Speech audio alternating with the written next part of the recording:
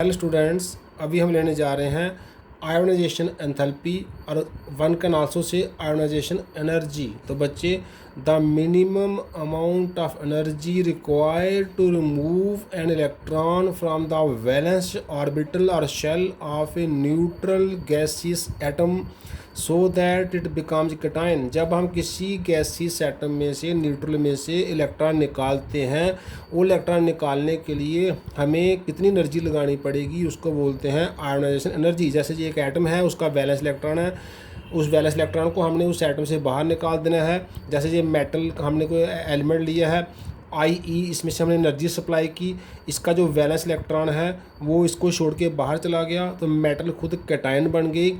तो मेटल को metal cation बनाने के लिए उसका इलेक्ट्रॉन उसके रेंज के बाहर ले जाना पड़ा आउट वैलेंस सेल में से, तो उसके लिए जो एनर्जी लगानी पड़ी वो क्या है, आयोनाइजेशन एंथैल्पी है। बच्चे, it is expressed in electron volt पर एटम और किलो जूल पर मोल। इसके ट्रेंड्स देखते हैं हम। Along a period generally ionisation enthalpy increases and down A group, ऐसे ऊपर से नीचे आने में इट जनरली डिक्रीजेस। लेफ़्ट से राइट जाने में टेबल में ये जनरली इंक्रीज़ करती है और टॉप से बॉटम आने में जनरली इंक्रीज़ करती है। इसके रीजन पढ़ते हैं हम। वेरी फर्स्ट रीजन हम देखने जा रहे हैं न्यूक्लियर चार्ज। अभी हमने पीछे पढ़ा, जब हम लेफ़्ट से राइट जाते हैं बच्चे, नंबर ऑफ शेल्स सेम रहती हैं, इफेक्टिव न्यूक्लियर चार्ज बढ़ता है। वो चार्ज बढ़ने से वो वैलेंस इलेक्ट्रॉन को ज़ोर से अट्रैक्ट करता है, तो उसको एटम से दूर ले जाने के लिए हमें मोर एंड मोर एनर्जी लगानी पड़ेगी। इसलिए लेफ़्ट से राइट जाने में आयोनाइजेशन एनर्जी इंक्रीज़ करेगी। और down the group nuclear charge तो बढ़ता है, लेकिन साथ में शेल साइज़ भी बढ़ जाता है, इसलिए एनर्जी कम जैसे जैसे एटम न्यूक्लियस के दूर होता जाएगा हमें कम एनर्जी लगानी पड़ेगी। तो डाउन द ग्रुप साइज़ बढ़ता है, इलेक्ट्रॉन जो वैलेंस है न्यूक्लियस से ज़्यादा दूर होता है, इसलिए उसका इफेक्टिव न्यूक्लियर चार्ज का इफेक्ट कम हो जाता है और इलेक्ट्रॉन ईजिली उसको छोड़ देता है, हमें कम एनर्जी से इलेक्ट्रॉन मिल जाता है। ऐसे एटॉमिक साइज हमने बात कर ली।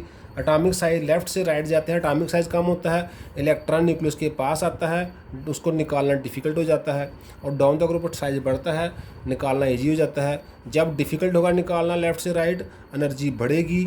जब आराम से निकलेगा, साइज़ बढ़ेगा, तो एनर्जी कम होगी, क्योंकि इलेक्ट्रॉन न्यूक्लियस को जल्दी छोड़ देगा। ऐसे इलेक्ट्रॉनिक कन्फिग्रेशन, जो स्टेबलर कन्फिग्रेशन है वहाँ से इलेक्ट्रॉन निकालना डिफ़िकल्ट है और इसलिए एनर्जी ज़्यादा लगानी पड़ेगी। जैसे लेफ़्ट से राइट हम जाते हैं तो कन्फिग्रेशन स्टेबल एंड स्टेबल होती जाती है। जैसे सोडियम की कन्फिग्रेशन है, लास्ट में क्या है बच्चे, 3s1 है। तो 3s1 में वैलेंस सेल में एक ही इलेक्ट्रॉन है, हाईली अनस्टेबल कन्फिग्रेशन है, जो बड़ी आराम से इलेक्ट्रॉन छोड़ेगा, एनर्जी कम होगी। मैग्नीशियम में 2 इलेक्ट्रॉन आ जाएंगे, थोड़ा सा स्टेबिलिटी बढ़ जाएगी। और जैसे जैसे बढ़ते जाएंगे, जैसे लास्ट नोबल गैसेज हैं उसमें तो वैलेंस सेल कंप्लीट हो जाती है, इसलिए एनर्जी बहुत ज़्यादा हो जाती है, इलेक्ट्रॉन निकालना बहुत ही डिफ़िकल्ट हो जाता है। तो जैसे जैसे इलेक्ट्रॉनिक कन्फिग्रेशन स्टेबल होती जाएगी, इलेक्ट्रॉन निकालना डिफ़िकल्ट होता जाएगा, एनर्जी बढ़ती जाएगी। शेप्स ऑफ ऑर्बिटल में बच्चे रोल प्ले करती हैं। जैसे हमारे पास हैं एस ऑर्बिटल है, being near to the nucleus are attracted with greater force, उसके जो इलेक्ट्रॉन है then other orbital, so the valence value of IE is more for s orbital. ऐसे P ओरिएंटेशन, डम्बेल ओरिएंटेशन की वजह से थोड़ा सा एनर्जी कम लगानी पड़ती है, D थोड़ा और डिफ्यूज हो जाता है, F थोड़ा और डिफ्यूज हो जाता है। तो शेप्स ऑफ ओरिएंटेशन ऑर्बिटल भी रोल प्ले करती हैं। हाँ, एक स्क्रीनिंग इफेक्ट है, जब स्क्रीनिंग इफेक्ट बढ़ता है तो रिपल्शन बढ़ती है इलेक्ट्रॉन की, इलेक्ट्रॉन निकालना इजी हो जाता है।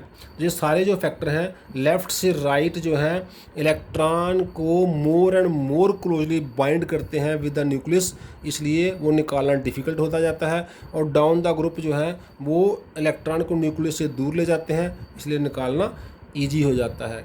तो आयोनाइजेशन एनर्जी इलेक्ट्रॉन निकालने के लिए जो चाहिए वो होती है किसी एटम में से लेफ़्ट से राइट, ये इंक्रीज़ करती है जनरली, और टॉप टू बॉटम ग्रुप में जनरली डिक्रीज़ करती है। उसके कारण हमने बच्चे 1 बाय 1 डिटेल में डिस्कस कर लिए हैं। अब हम बढ़ते हैं आगे, तो हम लेते हैं इलेक्ट्रॉन गेन एंथैल्पी, या सिंपली इलेक्ट्रॉन एफिनिटी भी इसको कभी कभी हम बोलते हैं।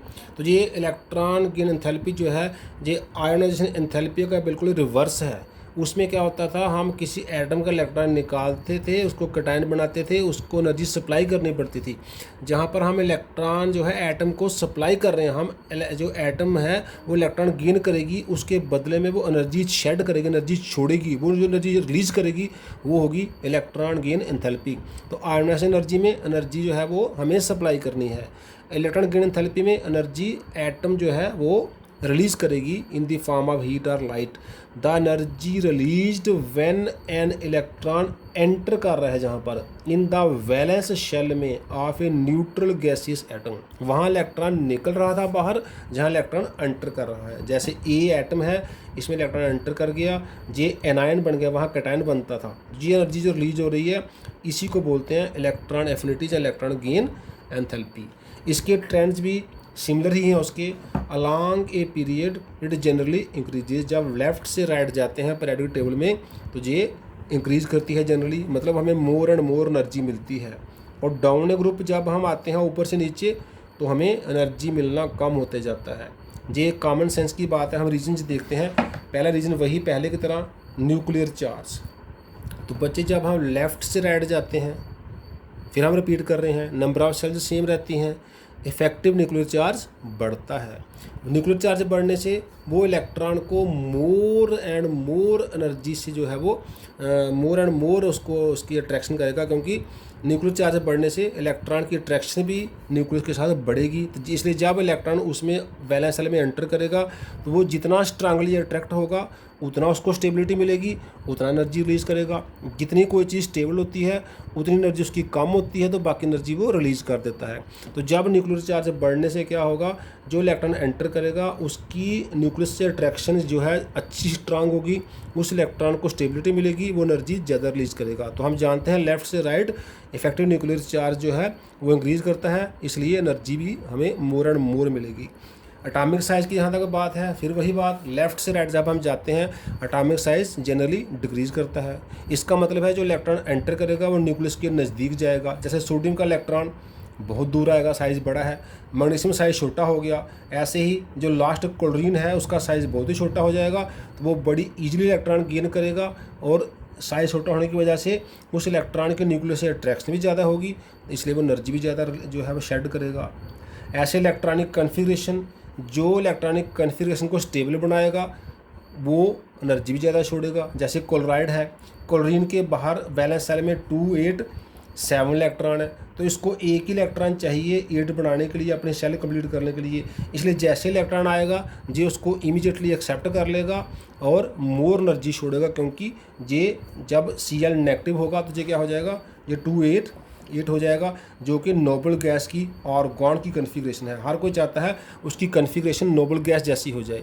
तो जैसे Cl को एक इलेक्ट्रॉन मिला, जी उसको आसानी से एक्सेप्ट करके उसको नोबल गैस कन्फिग्रेशन अटेन कर लेगा, तो क्योंकि उसको स्टेबिलिटी मिली वो एनर्जी ज़्यादा छोड़ेगा। तो जिसकी इलेक्ट्रॉनिक कन्फिग्रेशन जल्दी स्टेबल होगी उसकी एनर्जी भी ज़्यादा रिलीज होगी।